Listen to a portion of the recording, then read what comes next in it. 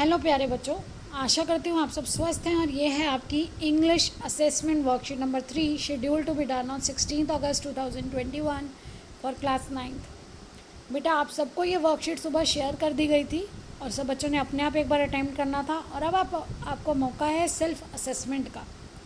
तो देखिए, ये वर्कशीट अब मैं आपको एक्सप्लेन कर रही हूँ। आपको देखना है कि कहाँ कहाँ पे कौन सा पॉइंट था जहाँ पर अभी आप लैग कर रहे हैं, कहाँ पर आपको ज़रूरत है ज़्यादा ध्यान देने की। और इसी तरह से बेटा 1 मार्क क्वेश्चन होंगे, एमसीक्यू बेस्ड क्वेश्चन होंगे। आपके फर्स्ट टर्म का एग्ज़ाम है जो इसी तरह से होगा, तो आपको प्रैक्टिस इसी तरह से each and every line understand करना है, समझते हुए आगे बढ़ना है, उसको कोरिलेट करना सीखना है। लैंग्वेज पे मास्टरी आपकी चाहिए। आप अंडरस्टैंड कर पाएंगे तो आंसर्स आपके सामने और 100% स्कोर कर पाएंगे, पूरे मार्क्स आएंगे आपके, अगर आप मेहनत करेंगे लैंग्वेज को डेवलप करने की, उसको समझने की। Now let's start with the worksheet. Darken the circle against the correct option of the following question with a pencil और पेन। हमें डार्क करना है पेंसिल और पेन से जो करेक्ट ऑप्शन है। Read the following passage and answer the questions 1 to 5। हमें questions जो है नीचे 1 to 5 दिए गए हैं, वो इस पैसेज पे बेस्ड है, यानी कि अनसीन पैसेज है, आपकी कंप्रीहेंशन की तैयारी कराई जा रही है। इस अनसीन पैसेज को पढ़कर समझकर आपको क्वेश्चंस के आंसर्स देने हैं। और बेटा एक चीज़ हमेशा याद रखेंगे, जब भी कोई पैसेज होता है तो हमेशा पैसेज के बेस पर ही आंसर्स देने हैं। आपको अपनी अंडरस्टैंडिंग के बेस पे आंसर्स नहीं देने होते हैं, on the basis of passage देने होते हैं। जो पैसेज में दिया गया गिवन इन्फॉर्मेशन के बेस पे ही आपको आंसर करना होता है। तो अब देखिए, एयरप्लेन, यहाँ पे हमारे जो पैसेज है वो किस पर बेस्ड है? Airplane. Airplanes have the reputation of being dangerous and even hardened travellers are intimidated by them. तो एयरप्लेन से क्या है, यानी कि एरोप्लेन्स जो है उनकी रेपुटेशन क्या है? जनरली हम लोग क्या सोचते हैं, कितना डेंजरस है, वो बहुत मुश्किल है, जो ट्रैवलर्स हैं वो उससे डर जाते हैं एयरप्लेन के। जो अगर हम नॉर्मली सोचें तो देखिए, हवा में इतनी ऊंचाई पर 30,000 फीट अबव द ग्राउंड आप उड़ रहे हैं, 500 माइल्स पर आवर चल रहे हैं, तो हम आगे देखेंगे कि है तो बहुत एडवेंचरस लेकिन डराता भी है। They also have the grave disadvantage of being the most expensive. तो बेटा जो इसकी सबसे बड़ी डिसएडवांटेज है, सबसे बड़ी कमी है, वो ये है कि बहुत एक्सपेंसिव फॉर्म ऑफ ट्रांसपोर्ट है। But nothing can match them for speed and comfort travelling at a height of 30 feet. लेकिन जो इसका कंफर्ट है, जो आरामदायक है, ये जो इसकी स्पीड है कि जितनी तेज़ी से हम लोग पहुंच जाते हैं इसमें यात्रा करना, और कौन सी height of 30,000 feet, 30,000 feet height पर अबव क्लाउड्स, अब बादलों के ऊपर होते हो, और at over 500 miles an hour is an accelerating experience. एक अलग ही एक्सपीरियंस है जब आप 500 मील एक प्रति घंटा की आप स्पीड से आगे बढ़ रहे हैं, इतनी ऊंचाई पर हैं, बादलों के ऊपर हैं, तो एक अलग एक्सपीरियंस है। You do not have to devise ways of taking your mind off the journey. For an airplane gets you to your destination rapidly. आपका जो दिमाग है वो इधर उधर मौका ही नहीं मिलता उसको इधर लगाने का, आप उस यात्रा से अलग नहीं सोच पाते हैं, और फट से आप उस यात्रा में फट से कहाँ पहुँच जाते हैं? रैपिडली आप अपने डेस्टिनेशन, अपने गंतव्य स्थान पर जहाँ आप जाना चाहते हैं और पहुँच जाते हैं। द बेस्ट थिंग, आपको पता है बेस्ट मतलब गुड, बेटर, बेस्ट। गुड है अच्छा, बेटर है उससे अच्छा, और बेस्ट है सबसे अच्छा।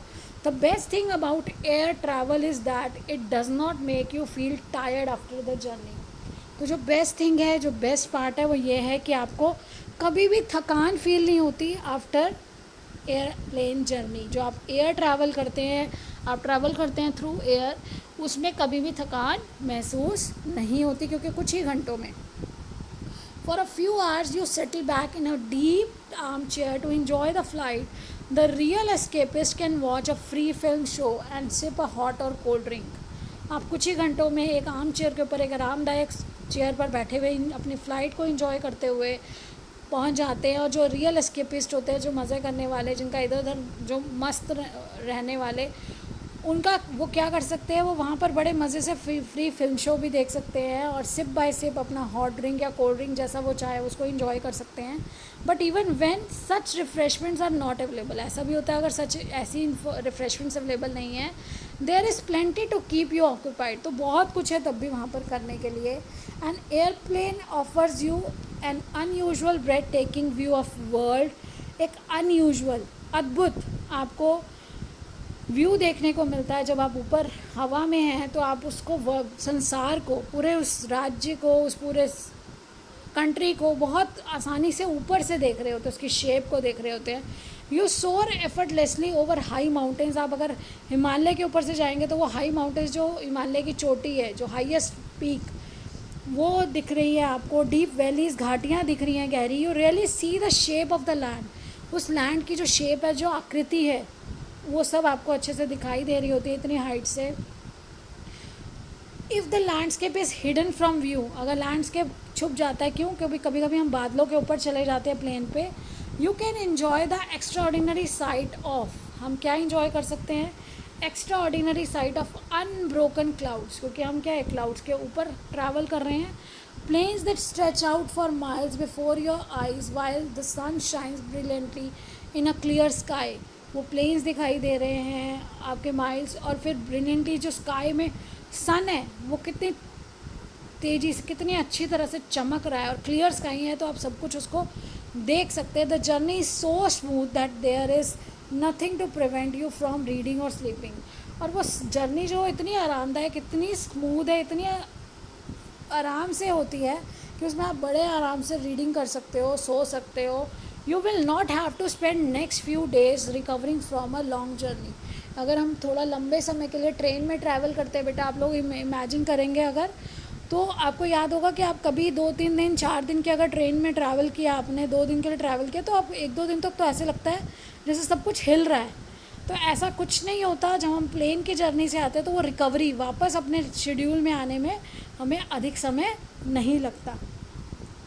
The main disadvantage of an air journey is that, तो सबसे बड़ी डिसएडवांटेज हमने पढ़ा था क्या है? वो डेंजरस है? नहीं। वो बोरिंग? नहीं। वो सबसे ज़्यादा एक्सपेंसिव है। सबसे ज़्यादा एक्सपेंसिव होना उसका डिसएडवांटेज है, जो देखिए हमें यहाँ पे पैसेज में बताया गया है। ये देखिए, the grave disadvantage of being the most expensive form of transport. तो आपको समझते हुए जाएंगे तो आप सभी क्वेश्चंस के आंसर बहुत आसानी से दे पाएंगे। तो यहाँ पर हमारा फर्स्ट हो गया था very expensive. The best advantage of air journey is, तो बेस्ट एडवांटेज क्या है? You can watch a free film, you can watch clouds, you can sip hot और कॉफ़ी और टी। लेकिन बेस्ट क्या है? You don't feel tired. Best क्या है? सबसे अच्छी एडवांटेज है कि आप थकते नहीं हैं इस जर्नी के बाद। You don't feel tired after the journey. ये सब चीज़ें होती हैं, लेकिन बेस्ट, इन सब में सबसे अच्छी एडवांटेज, सबसे अच्छा लाभ ये है कि हमें थकान नहीं होती, क्योंकि कुछ ही घंटों में हम किसी भी स्थान पर पहुंच जाते हैं। How can one keep one self busy during air journey? तो एयर यानी कि एरोप्लेन में जब आप यात्रा कर रहे हैं तो आप अपने आप को कैसे बिज़ी रख सकते हैं? Watching people play? नो, लोगों को खेलता हुआ देख के नहीं। By reading and sleeping? तो दूसरे को देखकर आप, बाय वॉचिंग पीपल प्ले, दूसरों को देख रहे हैं, या हाँ बैठे बैठे कोई गेम खेल सकते हैं। By enjoying beautiful side in side, कुछ अंदर साइट्स हैं, साइट सीन आपको दिख रहे हैं, अंदर आप मिरर से देख रहे हैं। बाय रीडिंग एंड स्लीपिंग, आप सो भी सकते हैं, आप रीडिंग भी कर सकते हैं, बिजी रह सकते हैं। यानी कि आंसर क्या हो जाएगा? All of the above.